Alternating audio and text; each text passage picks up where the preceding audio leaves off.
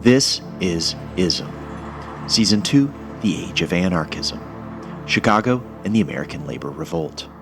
Ideas meet power. Prologue, The Birds of the Coming Storm, Chicago, 1885. Men and women filled the aisles of Princeton Hall in their Sunday best. Flowered bonnets and bright gowns moved beside black top hats and dark frock coats. The room buzzed with anticipation. Everyone in the hall that day had gathered to discuss an idea that, in recent months, had taken Chicago by storm.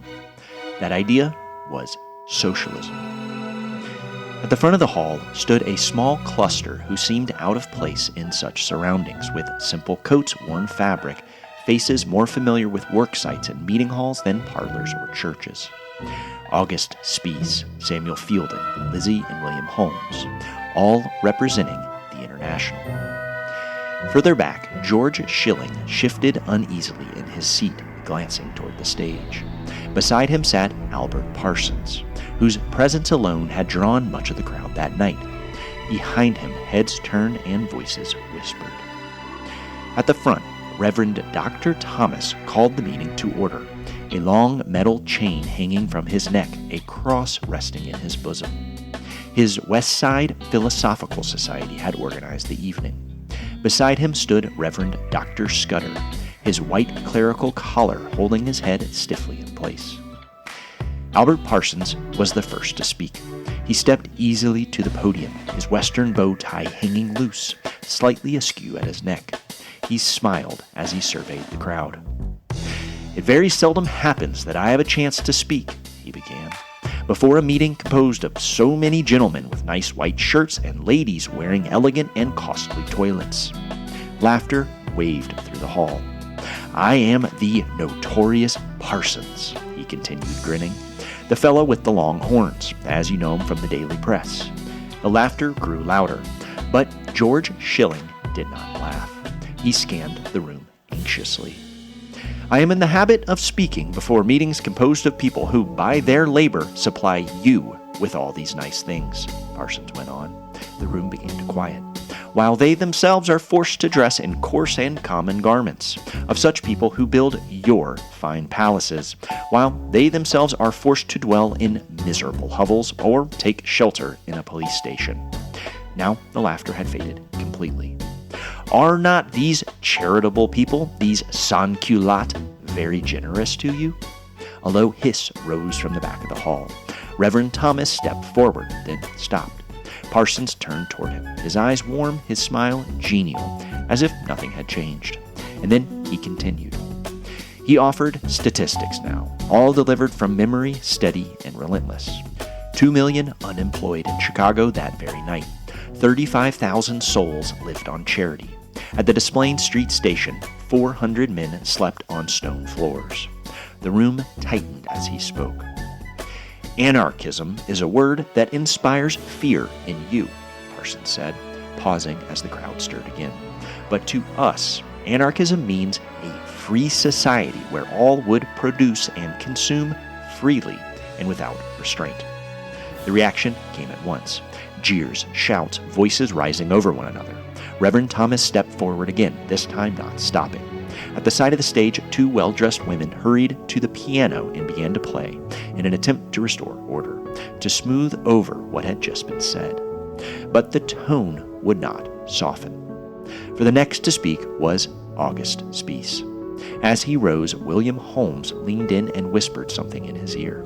Spies gave no sign of acknowledgement. His expression did not change. It was neither warm nor cold. A thick mustache hid his lips, and a heavy brow shadowed his eyes. As Reverend Thomas introduced him, Spies moved past him as if he were not there. "The Christian hypocrites," he began, "have made the religion of Jesus a cloak for iniquity, and of the church an auction place for the sale of virtue and manly honor." The hisses came at once, but sharper now, edged with something more than disapproval, something closer to anger, to fear. "The means of production," Spies pressed on, "are falling into the hands of an ever-decreasing number, while the actual producers, the workers, are being reduced to paupers and vagabonds." The noise swelled, but Spies did not falter. He had spoken over much louder crowds at meeting halls, factory floors, and open streets.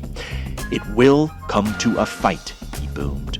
"A struggle between the dominating and dominated class. A struggle that will usher in the era of socialism, of universal cooperation."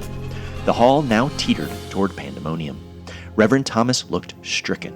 Beside him, Dr. Scudder stepped forward. "Mr. Spies," he called out. The force of his voice cut through the noise, and the hall began slowly to settle. "You say it will come to a struggle. Then I ask you, how do you propose to carry out the expropriation of the possessing class?" Spies turned to him, calm, measuring.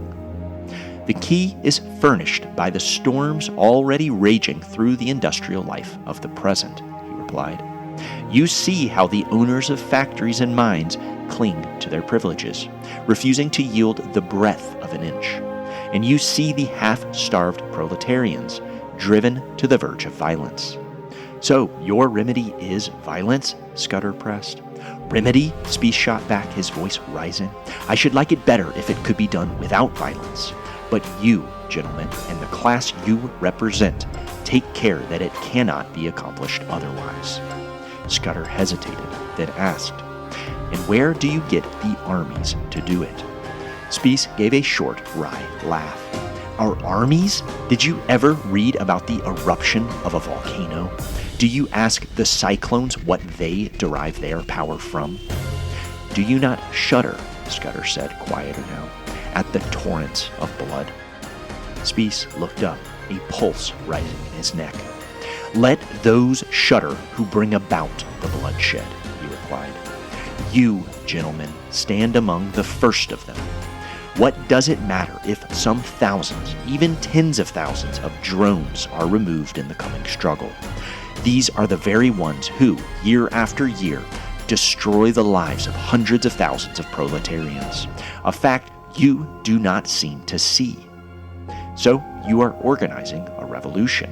Scudder demanded. Spies paused, the flush in his face beginning to fade. "Such things are hard to organize," he said. "A revolution is a sudden upswelling, a convulsion of the fevered masses of society. We are preparing society for it, and insist that the laborers should arm themselves. The better they are armed, the easier the struggle will be ended, and the less there will be of bloodshed." Scudder stared at him, unsettled. Spies held his gaze. "Understand, Reverend," he finished. "We are simply the birds of the coming storm, the prophets of the revolution." The hall fell into a stunned silence. George Schilling lowered his head, exasperated. William Holmes leaned forward in his seat. But August Spies said nothing more.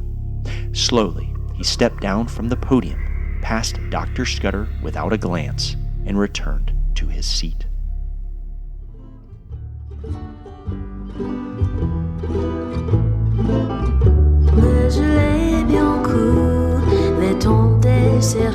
Hi, I'm Matt Payne, and welcome to ISM.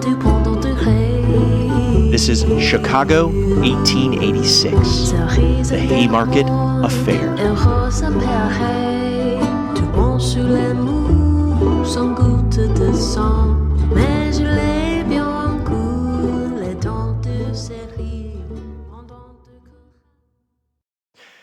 By 1885, the anarchists Albert Parsons and August Spies had emerged as well-known and increasingly notorious figures in Chicago and across the nation.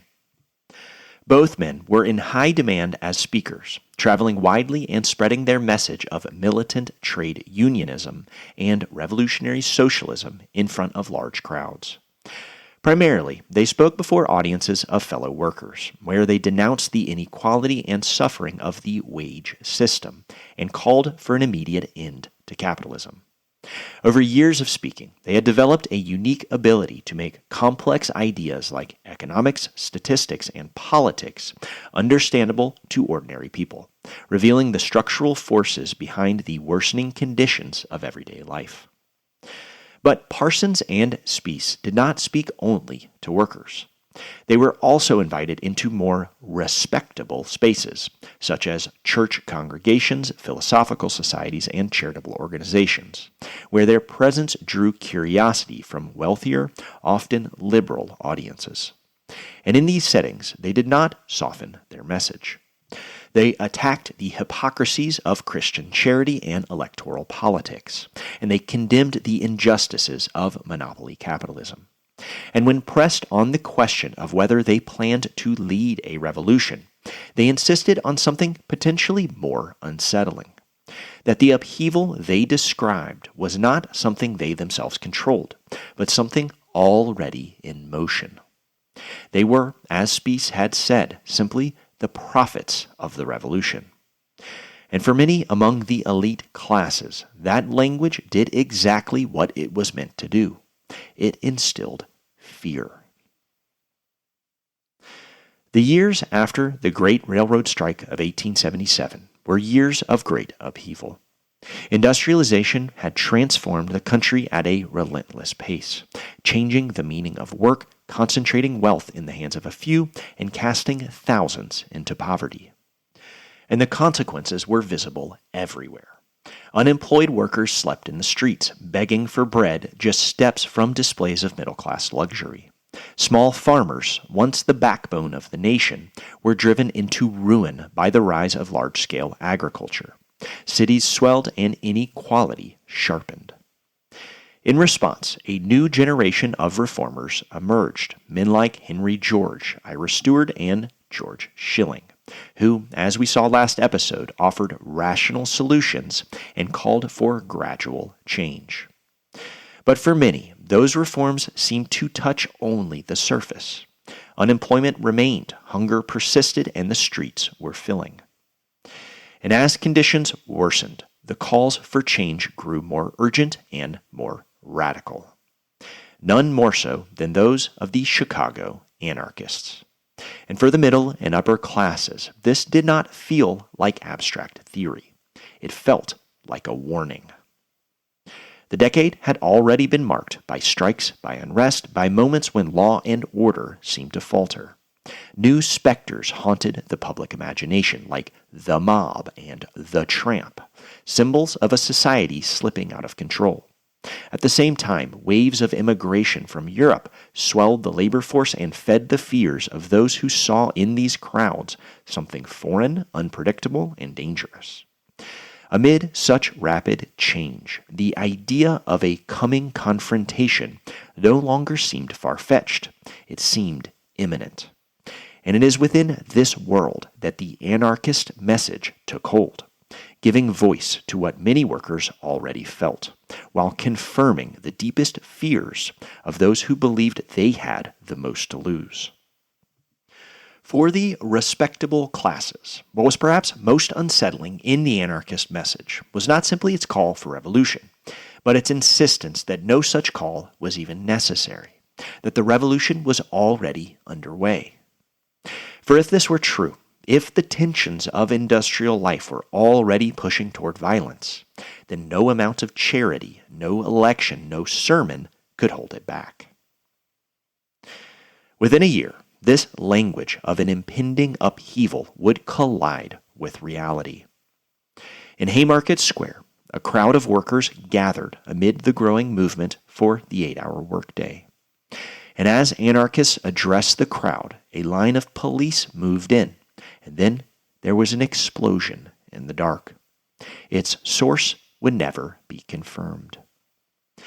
What followed that night would reverberate far beyond Chicago, shaping how Americans and the world understood radical ideas, labor movements, and the limits of dissent for generations to come. Chapter 1. Preparing for the Inevitable. If anyone is to blame for the coming revolution, it is the ruling class who steadily refuse to make concessions as reforms become necessary, who maintain that they can call a halt to progress and dictate a standstill to the eternal forces of which they themselves are but the whimsical creation. August Spies. No single event did more to convince Americans that a conflict between capital and labor was approaching than the 8-hour strikes of May 1886. On May the 1st, nearly 500,000 workers across the country walked off the job and demanded shorter hours and better pay. Chicago was at the epicenter of this social earthquake. The city saw the largest number of strikers, with estimates ranging from 40 to 80,000, and many of the most radical demands, including 8 hours work for 10 hours pay, a slogan popularized by anarchists within the International Working People's Association and the Central Labor Union.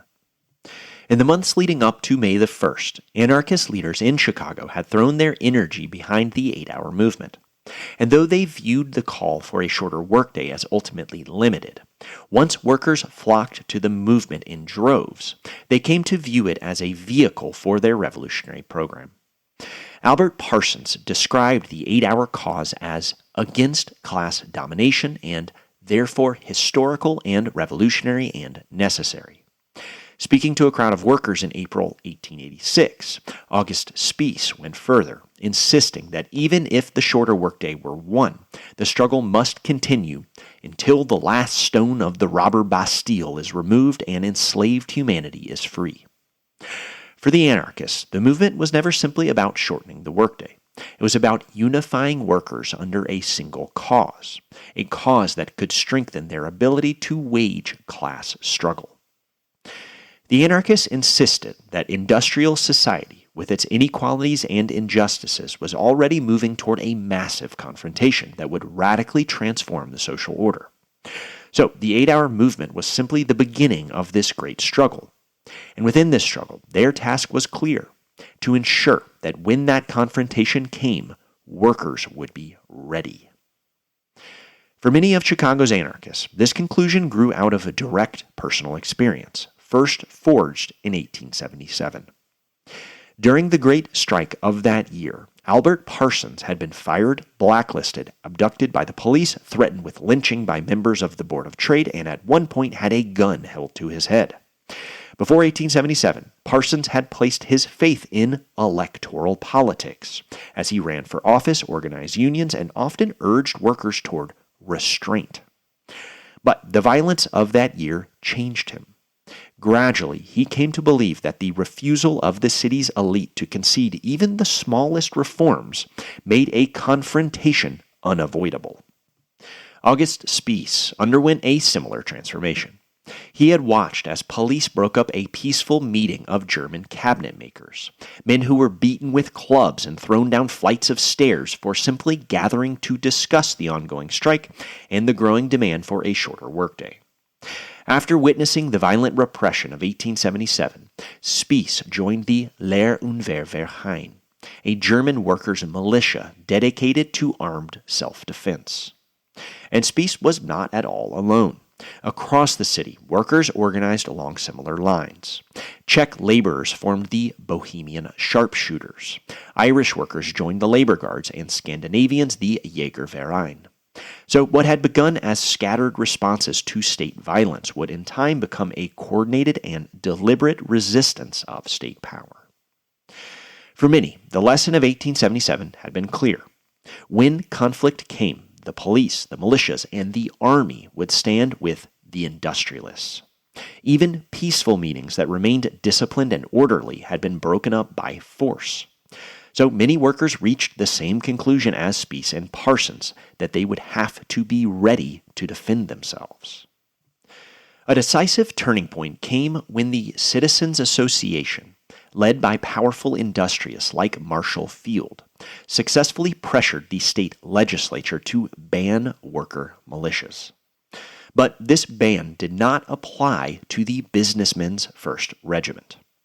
So, through the 1880s, the businessmen's militia continued to arm and drill openly, while working-class groups like the Lehr- und Wehrverein were driven into the shadows. Militant organizers like Parsons and Spies identified this as a clear violation of the Second Amendment and proof that the laws of the American Republic did not apply equally to all. Many concluded that if the state would not permit workers to defend themselves openly, they would have to do so underground. By the time the 8-hour strikes reached Chicago, this reality was increasingly visible, as strikers often marched alongside armed workers, usually members of the Lehr und Wehrverein and other self-defense groups. But this call to arms was not universally embraced. As with the rejection of electoral politics, the question of armed self-defense divided Chicago's socialist movement. Reformers like George Schilling feared that such militancy would alienate public opinion and invite even harsher repression. In a letter to Lucy Parsons, George Schilling warned, quote, "The open espousal of physical force, especially when advocated by foreigners, as a remedy for social maladjustments can only lead to greater despotism. Fear is not the mother of progress and liberty, but ofttimes of reaction and aggression." By 1886, these tensions would begin to fracture the 8-hour movement. Militant organizers, though still a minority, carried arms during strikes, believing it was the only way to deter the use of force by police and state militias. Yet even here, this divide was not as absolute as it seemed. Anarchists like Parsons and Spies did not call for immediate attacks on the state. The carrying of arms was framed instead as a necessity, an act of self-defense, in a city where peaceful meetings had often been met with violence by the police. So while reformers feared that weapons would provoke repression, militants believed repression would come regardless.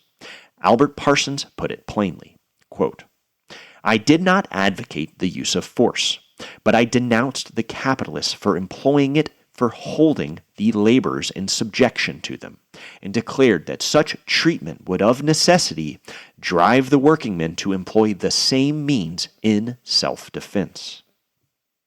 So, for many anarchists, the question was no longer whether violence would come. Instead, it was whether workers would be prepared to defend themselves once they were inevitably attacked. As the 8-hour movement spread, so too did this question, moving through mass meetings, through speeches, and through the radical press. And as it spread, the language of the coming conflict began to change. Chapter 2. The Voice of Force. The voice of dynamite is the voice of force, the only voice which tyranny has ever been able to understand. Lucy Parsons.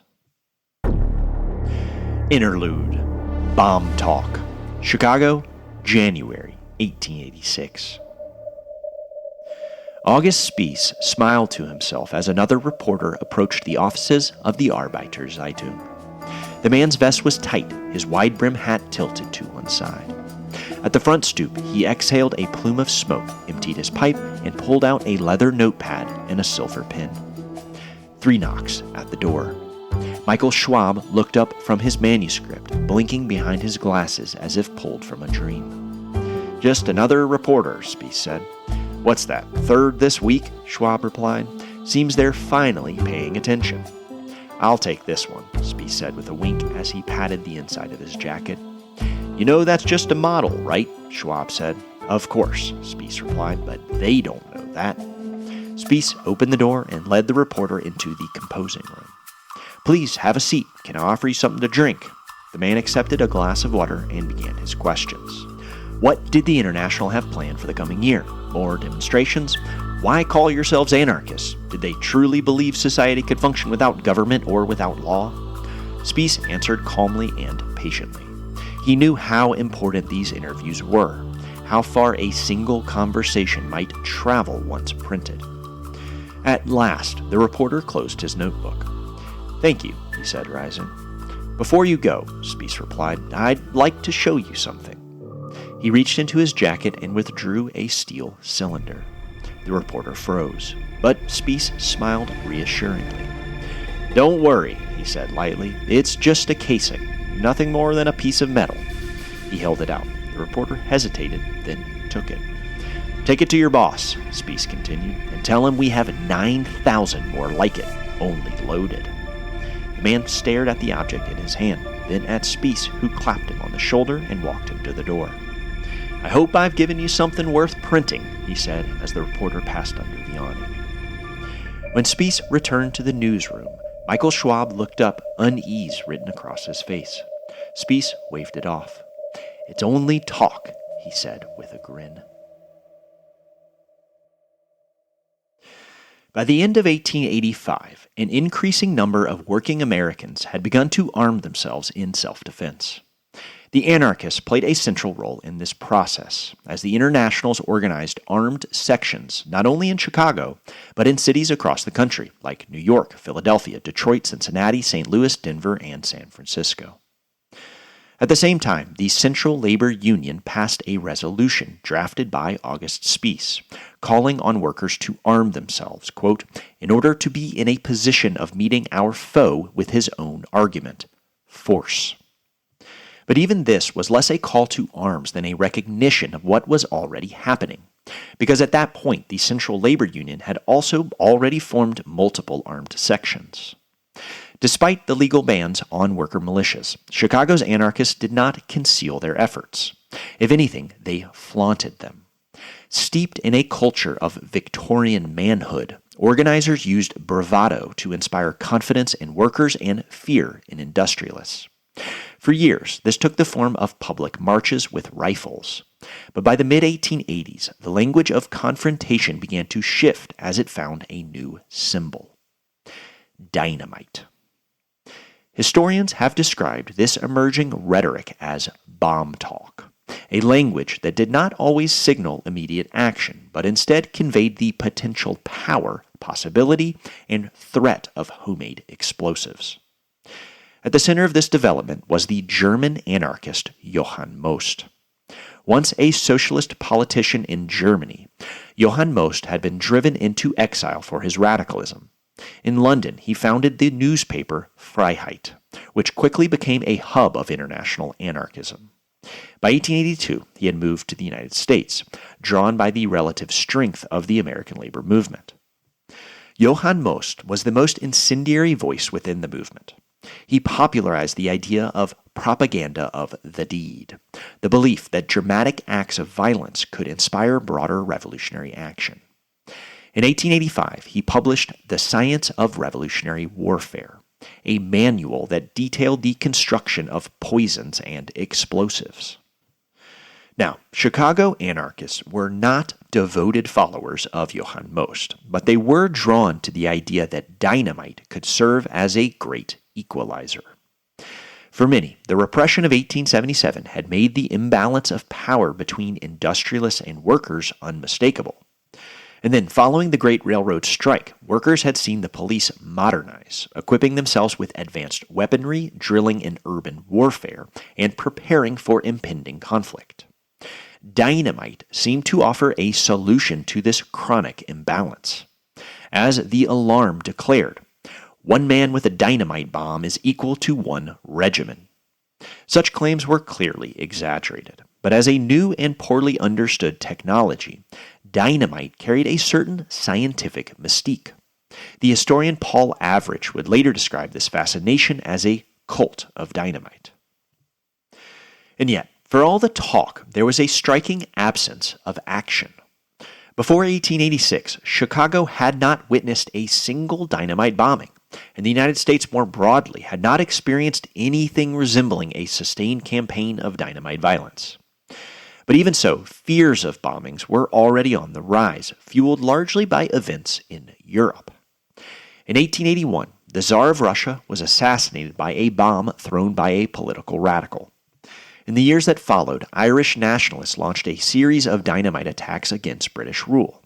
Reports of these events circulated widely in the American press, feeding anxieties among middle and upper class audiences and deepening suspicions toward immigrant communities. In this context, dynamite came to occupy a powerful place in the public imagination. And so while the United States had yet to experience large-scale anarchist violence, the fear of it was already real.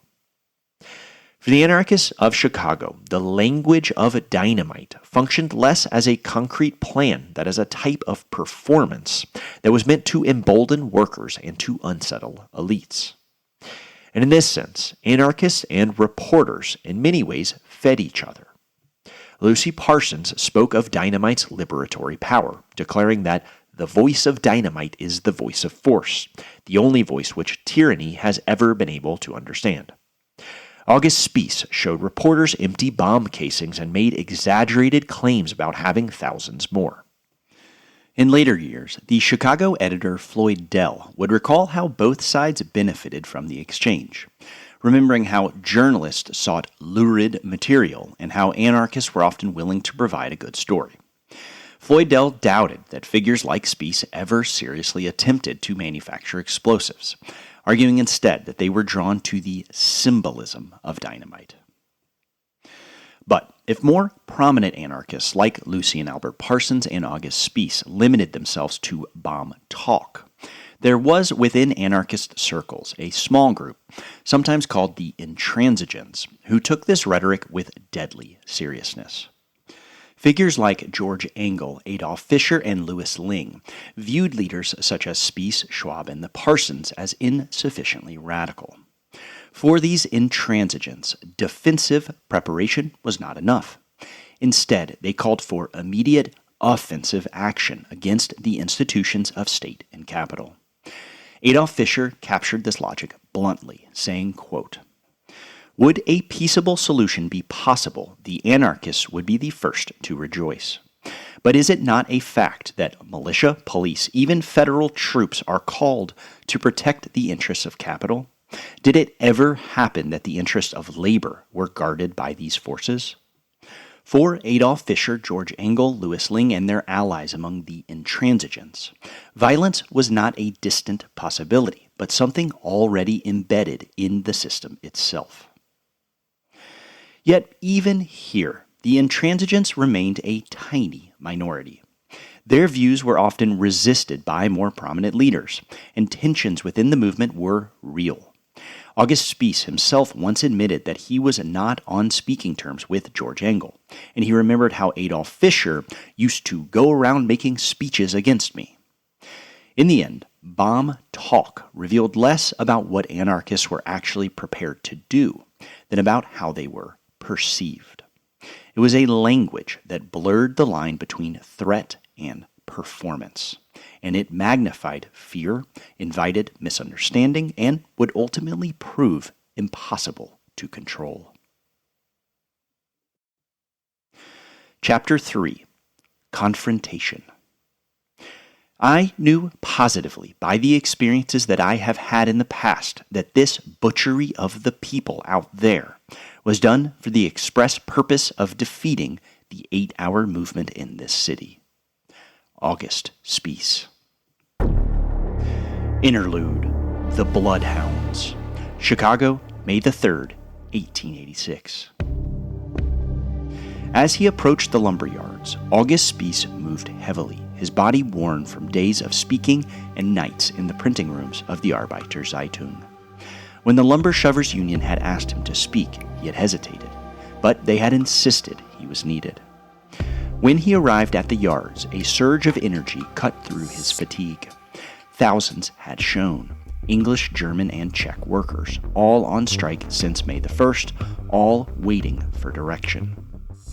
When it was his turn to speak, he offered what had now become a routine address. If they stood firm together, they would prevail and achieve their demands. Then he heard the clang of a factory bell. He knew the sound immediately. It was the end of the workday at the McCormick Reaper Works just down the road. Suddenly, hundreds of workmen broke from the back of the crowd and ran toward the sound.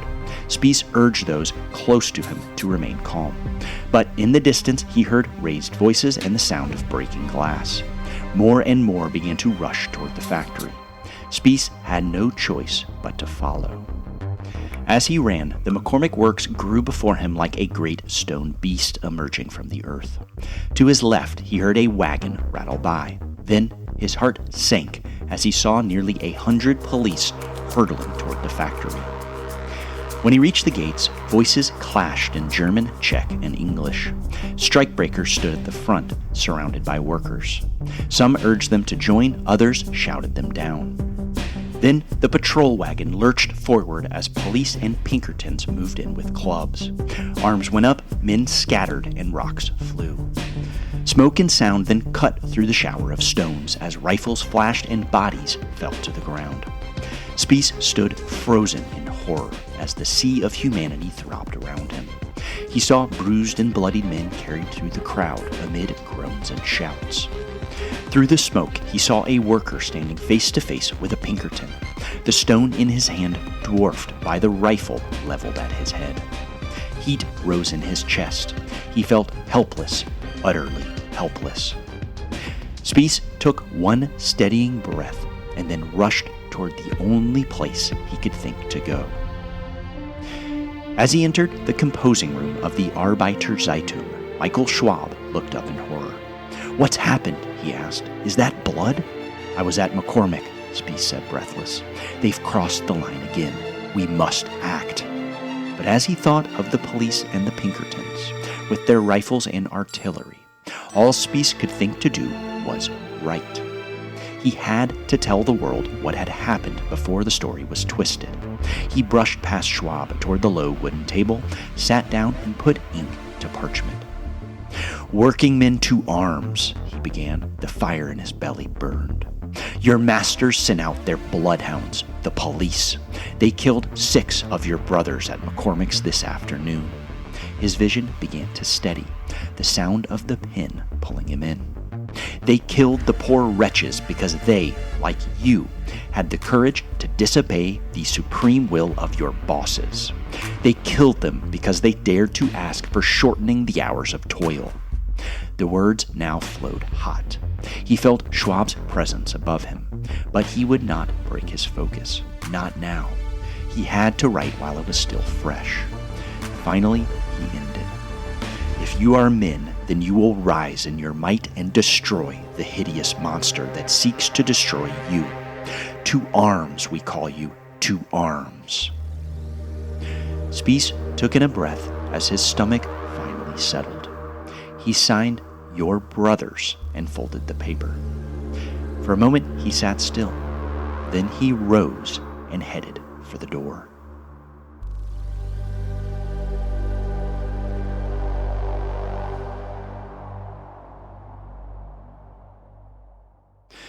The clash at the McCormick Works set into motion a series of events that would forever change the course of the American labor movement.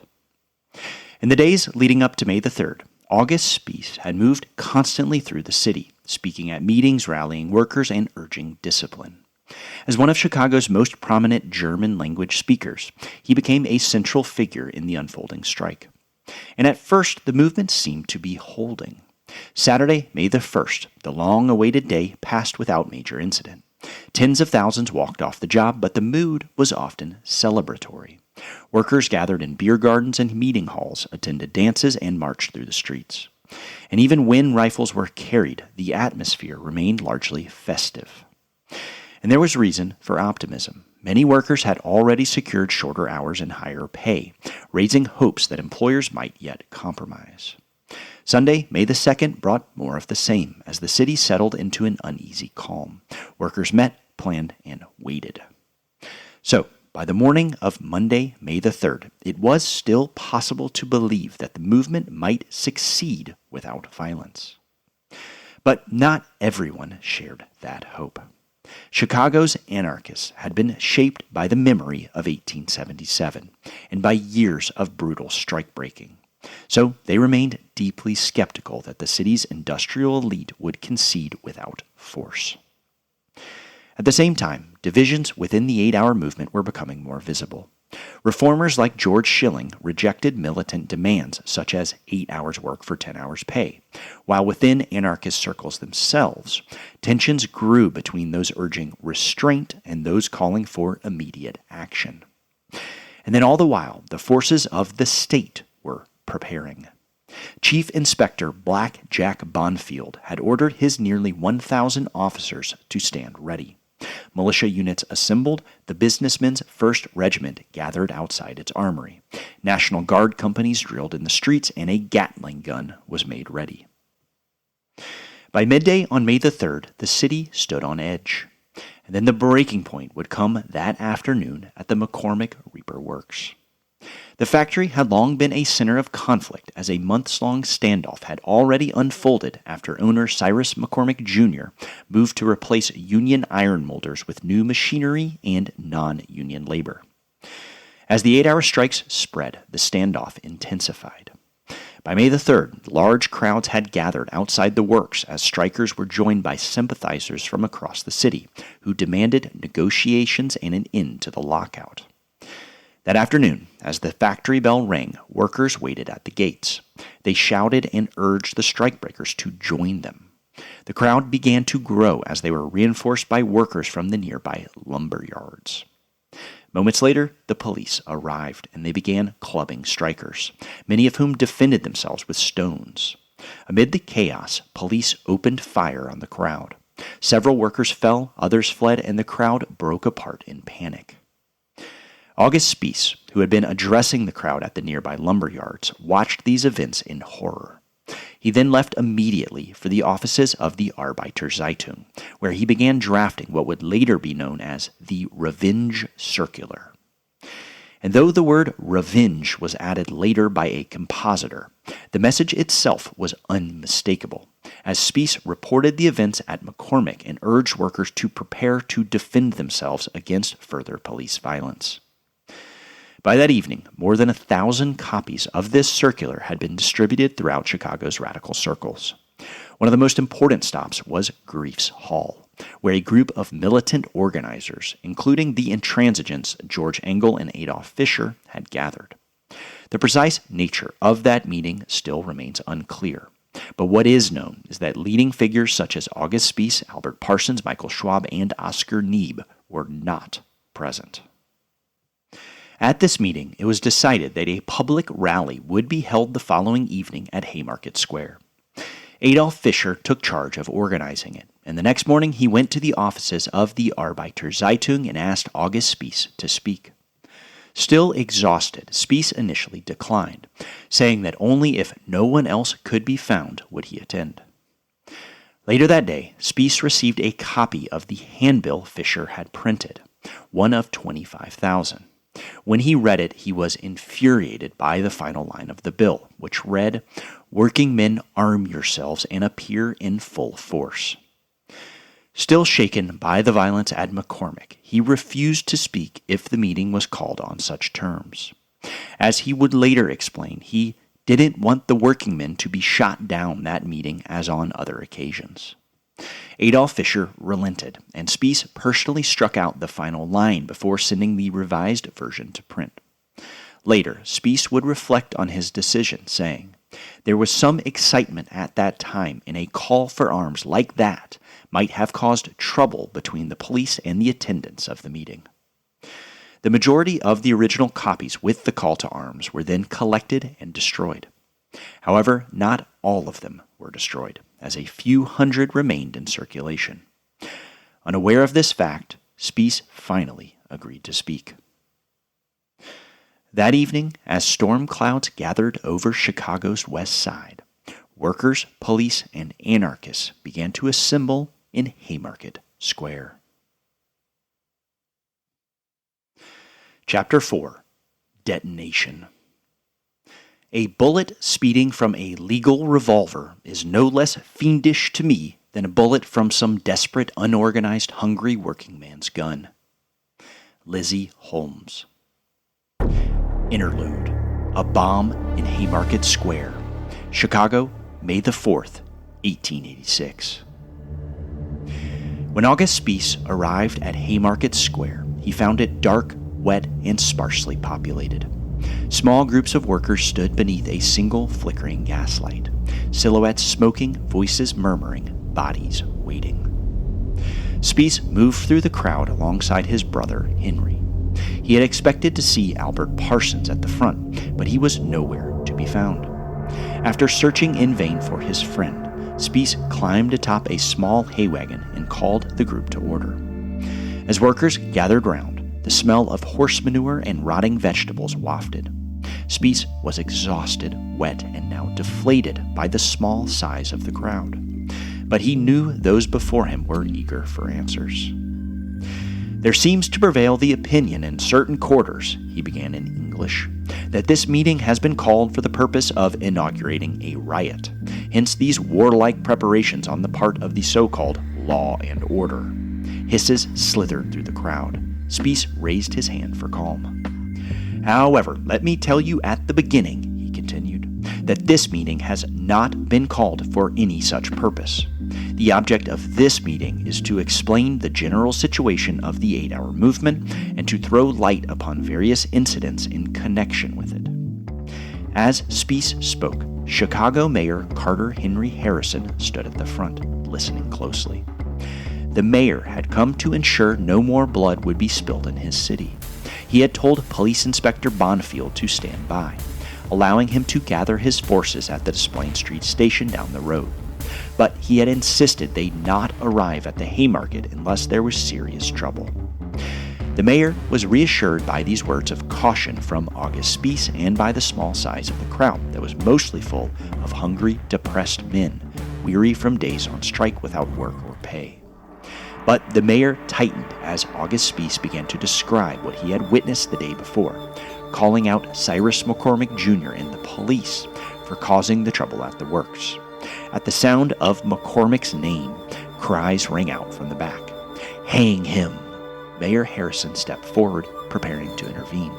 But then Spies said firmly, "No, make no idle threats." Mayor Harrison stepped back. "There will be a time, and we are rapidly approaching it," Spies continued, "when such men as McCormick will be hanged. There will be a time when monsters who destroy the lives and happiness of the citizens will be dealt with like wild beasts. But that time has not yet come. When it has come, you will no longer make threats, but you will go and do it." The mayor then struck a match and lifted it to his cigar. His large beard glowed beneath the wide brim of his hat. A friend nudged him as voices whispered recognition. But the mayor turned to him and said, "I want the people to know their mayor is here." Mayor Harrison looked back toward the crowd, steeling himself once more. But the night remained peaceful. Spies continued to call for restraint, not action. Then a murmur rose from the back of the square as Albert and Lucy Parsons, Lizzie and William Holmes, and Samuel Fielden made their way toward the front. "I see Mr. Parsons is here," Spies said with relief. "He is much abler a speaker in your tongue than I am. Therefore, I will conclude by introducing him." Spies stepped down, and Albert parted with Lucy, who then took a seat on a nearby wagon next to Lizzie. Children darted past them. Parsons spoke for nearly an hour. His words were measured and calm. After offering several statistics about the thousands of desperate, hungry workers in the city, he declared, "There is something radically wrong in the existing order of things in our social affairs. But I am not here for the purpose of inciting anybody but to speak out, to tell the facts as they exist, even though it should cost me my life before the morning." Dark clouds began to form over the square, heavy rain threatening. "There is nothing in the 8-hour movement to excite the capitalists," Parsons continued. "Do you know that the military are under arms and a Gatling gun is ready to mow you down? Is this Germany or Russia or Spain?" "It looks like it," a voice called out in reply. "In light of these facts," he said, "it behooves you, as you love your wives and children, if you would not see them perish with want and hunger, yourselves killed or cut down like dogs in the streets. Americans, as you love liberty and independence, arm yourselves." Shouts of "We will do it" waved through the crowd.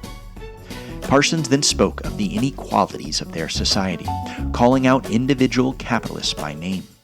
At the sound of the robber baron Jay Gould, a young boy in the front of the crowd said, "Hang him!" Laughter rose at the sound of the small voice. Parsons smiled. "This is not a conflict between individuals," he said, "but for a change of system.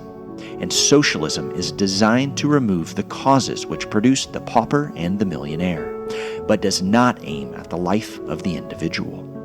He turned toward the boy and said directly, "Kill Jay Gould, and like a jack-in-a-box, another or 100 others like him will come up in his place under the existing social conditions." The crowd began to still once more. "We must combine and unite," Parsons finished, fist raised. "For in union there is strength." Scattered applause filled the square while crowds of workers moved to go home. As Parsons introduced Samuel Fielden as the next speaker, Mayor Harrison felt confident that night would end peacefully. He dropped his cigar, mounted his horse, and rode toward the Desplaines Street station. There he would assure Inspector Bonfield that the crowd was small, the speeches restrained, and that there was nothing to fear. Back at the square, clouds gathered as the crowd continued to thin. Wind lifted scraps of paper into the air. Posts creaked in the dark. Albert Parsons suggested that the meeting reconvene to nearby Zepf's Hall, but Samuel Fielden raised his hand. "I'll be finished in a few minutes," he said. "Then we can all go home." Men, women, and children began to drift away until only a few hundred remained. Fielden hurried to conclude. "There is no security for the working classes under the present social condition," he said. "1 million men hold all the property in this country. The law has no use for the other 54 millions. "Right enough," someone called. "You have nothing more to do with the law," Fielden continued, "except to lay hands on it and throttle it until it makes its last kick." At these words, 2 police detectives slipped away toward Desplaines Street. "The socialists are not going to declare war," Fielden continued. "But I tell you, war has been declared on us. People have been shot. Men, women, and children have not been spared. You are called upon to defend yourselves. Any animal, however loathsome, will resist when stepped upon." Then, at the edge of the square, a line of police suddenly appeared. They advanced in formation, Inspector Bonfield at their head. "I command you," a captain called out, "in the name of the people of the state of Illinois, immediately and peaceably to disperse." The crowd stood frozen. Those nearest the police had been trying to leave, but now found themselves pressed back. "But we are peaceable," Fielden replied. "I call upon you to assist," the captain said, pointing toward the remaining crowd. "All right, we will go," said Fielden, stepping forward. A flicker of light then arced through the air and landed among the police. A blast split the night. Wood, glass, and flesh hurled in all directions. For half a breath, everything stopped. Then, gunfire. Shots cracked in every direction. Men collapsed where they stood, some of them in rags, some of them in blue. People scattered as the police began firing into the crowd. Men and women ran for their lives, falling over one another. Cries for help rang out. Workers stumbled into alleys with officers in hot pursuit. Spies turned toward his brother, disoriented. "What's that?" Henry shouted to him. "A cannon, I believe," Spies answered, preparing to run. But then he froze as he felt the unmistakable press of a revolver on his back. His brother sprang toward the officer, grabbed the barrel, and then shouted as the gun discharged into his groin. Leaping down from the wagon, Samuel Fielden tried to run but fell as a bullet struck his leg. He dragged himself forward, disappearing into a nearby drugstore. The square behind him dissolved into smoke, noise, and confusion. Down the road, Mayor Harrison heard the explosion from his home. Half-dressed in his nightgown, he threw open the window, praying it was thunder. But then his heart sank when he heard gunfire coming from the west side. The mayor quickly got dressed and ran toward the Haymarket.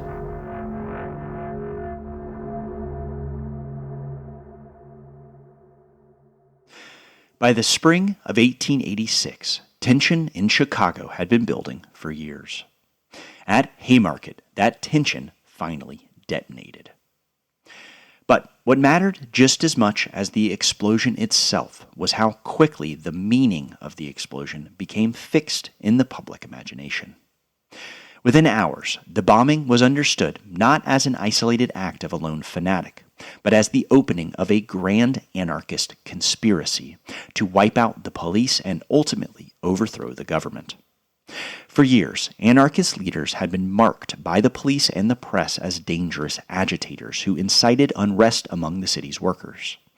In turn, anarchists had openly denounced the city's industrial elite and the police as corrupt and violent, often naming them directly and accusing them of brutality and exploitation. So, by May 1886, the lines had already been drawn. The violence at the McCormick Works the day before only deepened this divide. But then at Haymarket, something changed. For the first time, the initial act of violence appeared to come not from the police, but from within the crowd.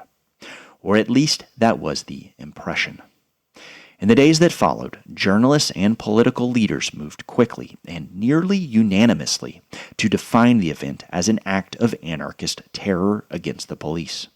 One headline declared, "Now it is blood. A bomb thrown into ranks inaugurates the work of death." The Chicago Tribune called for sweeping repression. "Let us whip these Slavic wolves back to the European dens from which they issue or in some way exterminate them." Even national labor leaders distanced themselves. Grand Master of the Knights of Labor, Terence Powderly, denounced the Chicago anarchists as cowardly murderers who sneak through the country like midnight assassins. This narrative formed rapidly, and once it formed, it left little room for nuance or ambiguity. And yet, the events themselves were far less clear. Estimates vary, but it is clear that after the explosion, several civilians were killed and dozens wounded, almost all of them by gunfire. Many witnesses agreed that most of that gunfire came from the police, who fired wildly in the moments after the explosion. Accounts from officers and civilians diverged sharply. Inspector Bonfield claimed the police had been fired upon immediately by armed men in the crowd. Others disagreed, insisting the demonstration had been peaceful until the police advanced. Some officers even remembered how, quote, "a very large number of the police were wounded by each other's revolvers. It was every man for himself, and while some got 2 or 3 squares away, the rest emptied their revolvers, mainly into each other." But the uncertainties and contradictions within first-hand accounts received little attention in the press.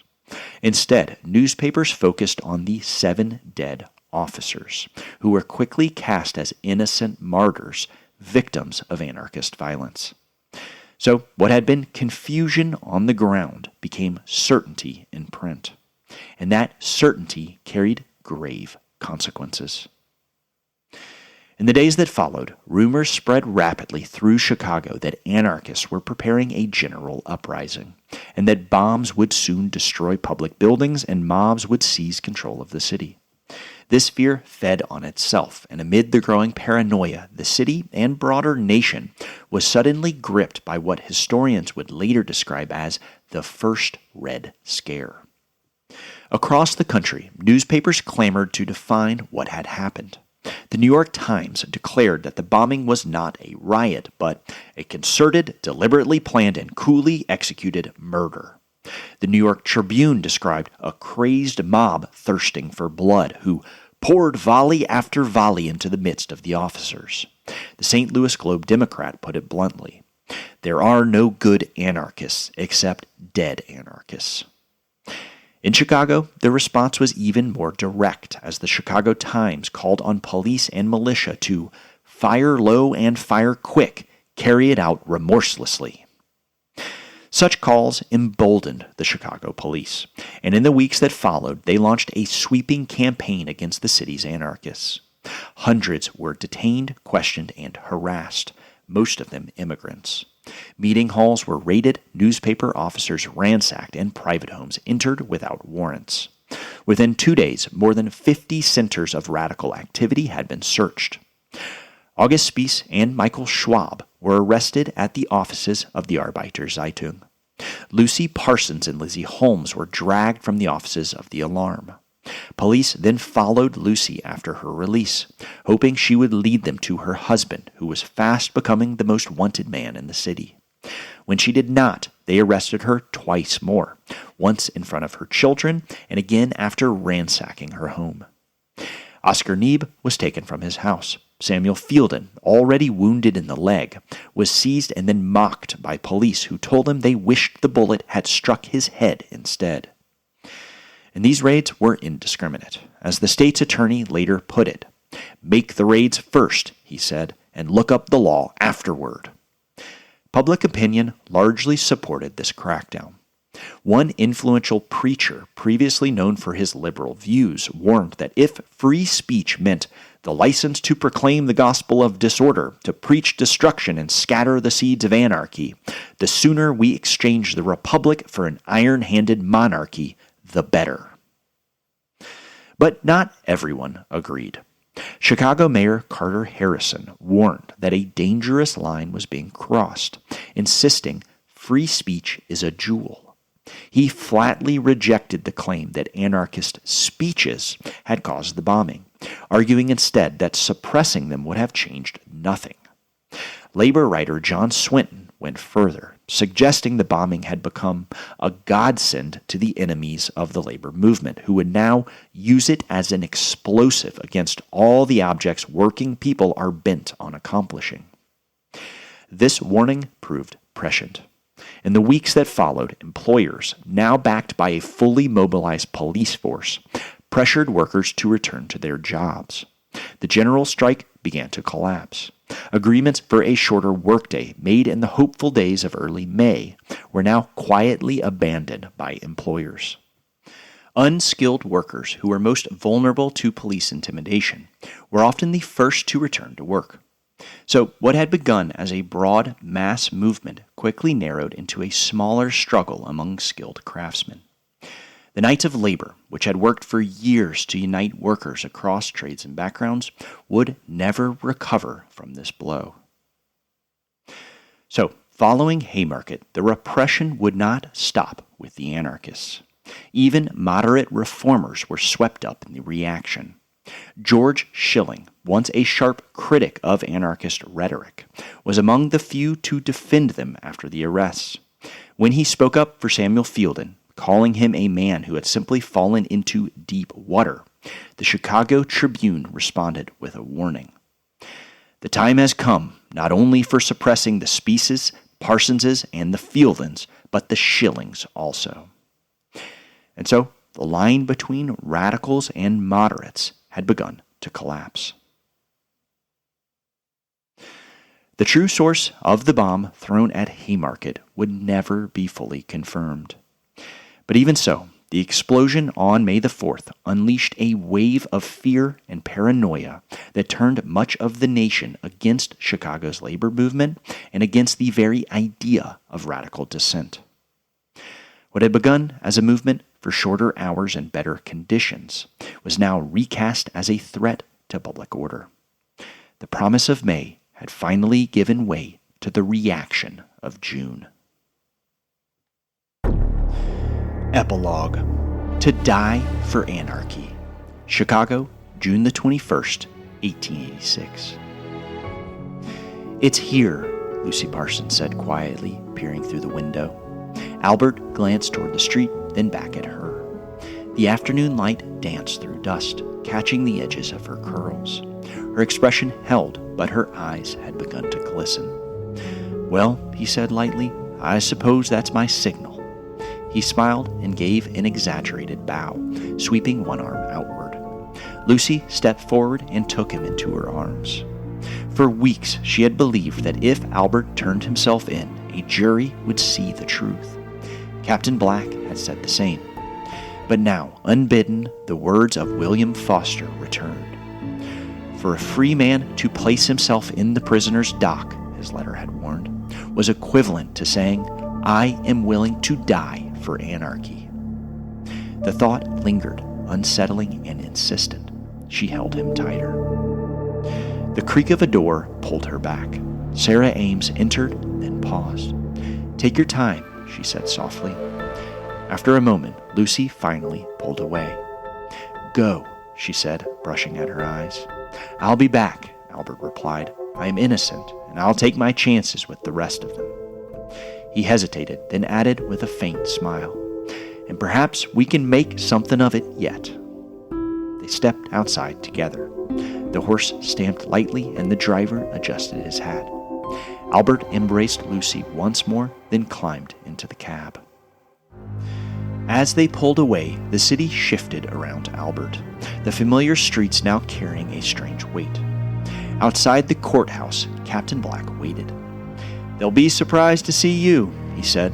Well, I'm glad to oblige, Albert replied. Inside, the courtroom stirred as he entered. Heads turned and pens scratched. The state's attorney rose sharply. Your Honor, Albert Parsons is present. I move that he be taken into custody. Captain Black began to object, but Parsons stepped forward. Your Honor, he said calmly, I present myself for trial with my comrades. I plead not guilty. Judge Gary regarded him coldly. You will take a seat with the prisoners, he said, his arm held out stiffly. Parsons turned. Across the room, August Spies watched him. For a moment, their eyes met, and something passed between them, brief and unreadable. Then Parsons smiled faintly and took his place beside him. The trial of the anarchists had begun.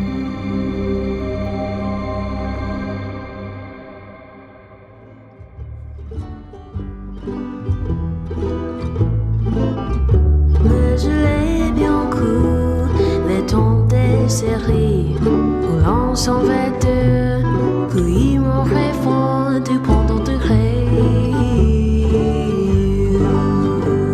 Ça risque d'éternement, heureux ça pareil. Du bon sur l'amour, sans goutte de sang. Mais je l'ai bien goût, les dents de série. Ism is written and produced by me, Matt Payne. The original musical score is composed by Ian Payne. Our theme song is performed by Aloe Vera on vocals and banjo, with accompaniment from Ian and myself. If you're curious how I build these narrative scenes, where I source the quotes, what lines are verbatim, altered, or composed to capture the essence of a moment, you'll find full transcripts, suggested readings, show notes, and behind-the-scenes looks at my process on the Ism Substack. If you would like to support on Patreon, you can find me at patreon.com/ismhistorypodcast. Both links are in the episode description. To learn more about Ian's work, you'll also find his website there. And if you'd like to reach out, you can email me at ismhistorypodcast@gmail.com. Thanks so much for listening, and I will see you next time.